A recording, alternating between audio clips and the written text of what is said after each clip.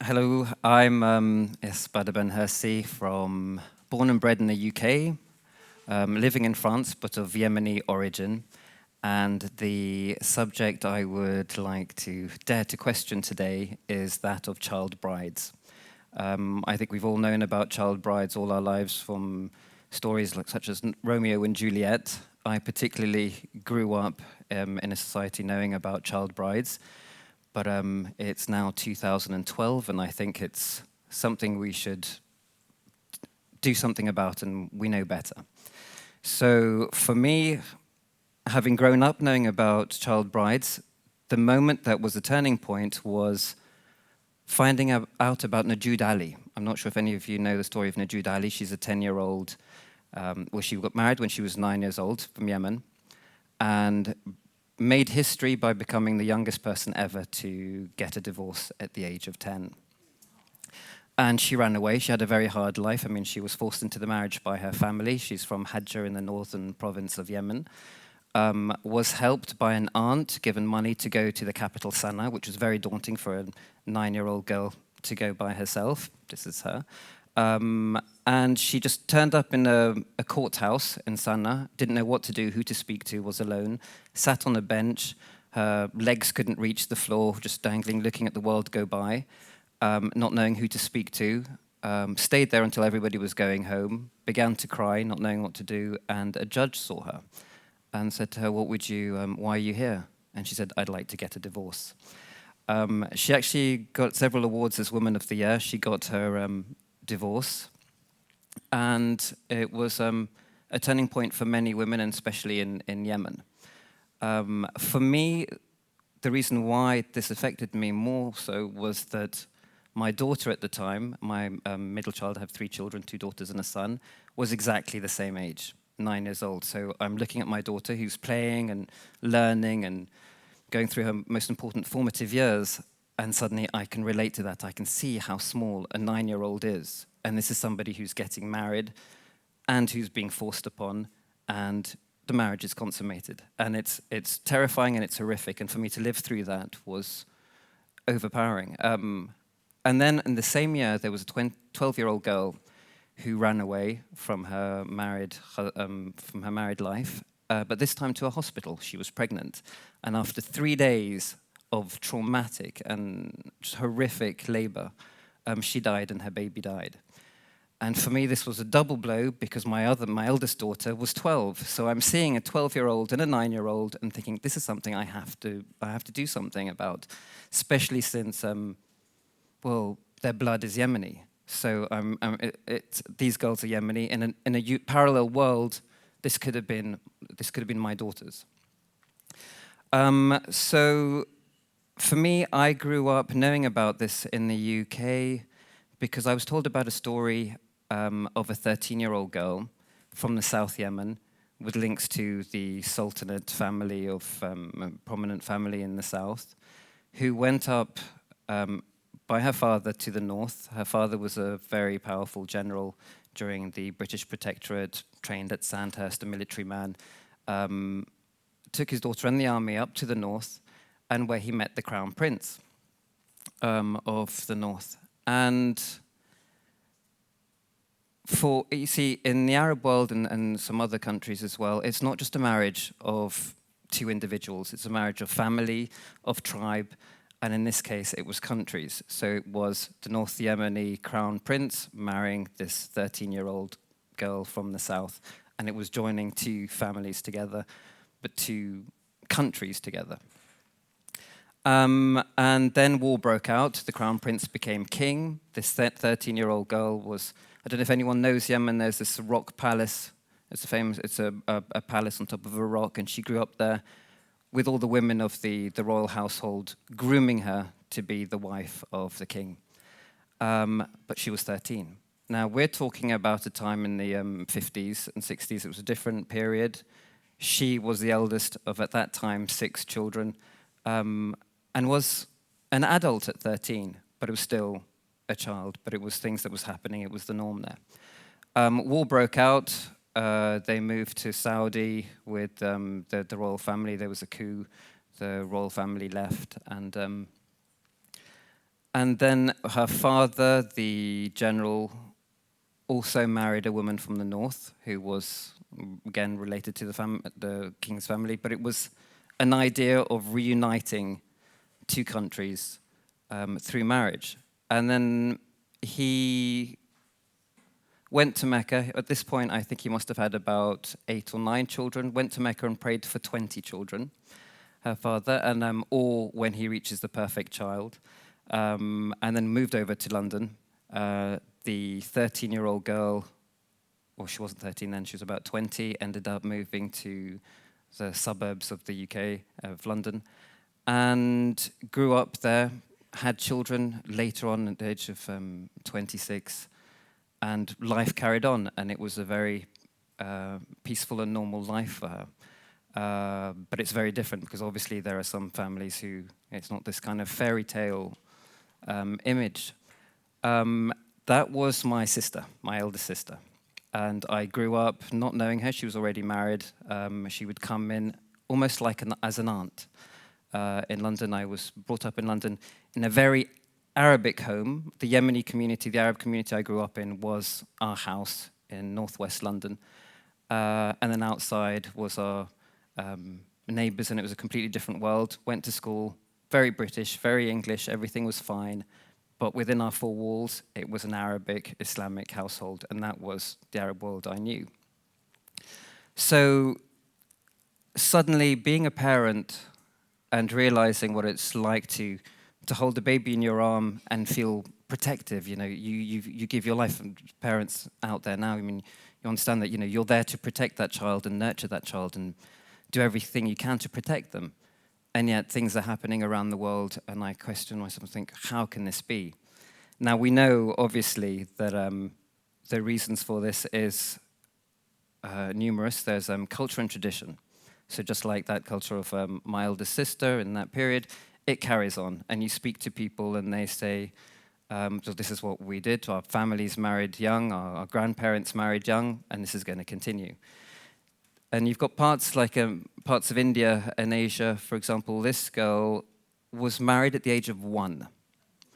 But there it's a kind of betrothal. They are promised to somebody. And then by the time she was 17, she was supposed to be with this husband that she married at the age of 1, obviously without her consent. And she managed to get a divorce before actually going to her husband. So there is movement, which is good. But then you ask people, I spent 3 years researching this, because actually my next film is to do with child brides. It's called Little Brides.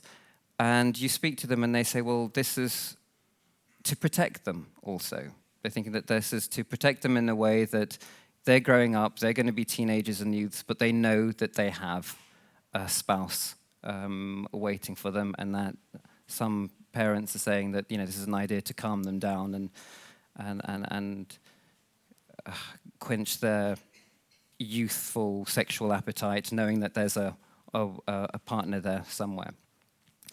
And they're incredibly young. They're ranging from 8 to 12, 13 years old, and they're terrified. No one wants to marry. They don't want to marry, but it's their families telling them. It's culture, tradition. They've got to do it. Their parents did it. And it's horrific. And just looking at their expressions and their faces, I mean, I always question myself about this, the boy here on the left, and his expression, and I'm just wondering, who's his wife? Is it the one on the right or the one on the left? But that could explain his expression. But so it's fascinating to see that in Yemen, for example, there was this huge, after Najud Ali, a protest on the streets where there were about 10,000 women who were protesting to change the law, to implement the law that the age of marriage should be increased to about 17 or 18. And so these 10,000 women stormed the streets and with their banners and their protests, and it was an incredible moment to see these veiled Yemeni women all in unison. The following week, on the exact same day, Friday, the exact same time, there were another 10,000 women who were saying, why change what we've known all our lives and all generations, that things shouldn't change. So it was surreal that you have 10,000 women saying, it's time for change. Another 10,000 the following week saying, no, let's keep things as it is. But of course, there's poverty. Some people in certain parts of the world, they've got their problems. They've got wars. The men die, the husbands die, and fathers die, brothers die, and they are forced into marriages of people a lot older than them. And there's nothing they can do about it. They just have to agree. So one reason is education, obviously, a lack of education of the parents, as well as tradition and poverty, and the parents realizing that, well, this is the only way. The girls don't have access to schools, so what else do they have to look forward to? And the parents themselves had very limited education, so it's just a vicious cycle that carries on and carries on. And it's throughout the world, it's all over. And then there's health reasons. You've got parts of Africa that which is very rife really, where they marry young because they think it's a solution to avoiding being HIV positive. AIDS, so get the girls young while they're virgins. Meanwhile, the husbands are being promiscuous and giving their children, their wives, AIDS, and people just ripped away from their families. They don't want to do it. They don't have a say. And there's a movement now to protect all this, to protect these girls and women, and it's incredible support. However, I think there are times that we need to think, what's going to happen? If we do manage to tackle the problem of child brides, because they're obviously something needs to be done. They are beaten. There was this girl whose nose and ears were chopped off, and it's all to do with bringing shame if they refuse or if it's a horrific story. And then becoming children, being mothers and being a child themselves. And in fact, it's something like 1 in 5 young child brides actually die in childbirth. So the thing is, what can be the solution? Education and a lot of support is fantastic, but the problem is, and I think what I realized through my research is, if these young youths, these young men, don't have, aren't married, and they're in communities that are very religious, they're going to have to keep away from sexual activity. If we say yes, the minimum age should be increased, but then that could open a whole can of worms, because you've got people who rape. And it's rape of either unmarried girls or married girls. There's one girl who actually ran away the day before her wedding. This is in a sub-Saharan country, I'm not sure which one, but she ran away the day before her wedding, and a man helped her to go to the city and raped her on the way. And that way she couldn't go back to her family, she couldn't get married, she was just sent and became a prostitute. Through this man, he gave her connections to somebody else and became pregnant within 15 days of becoming a prostitute, they realized. So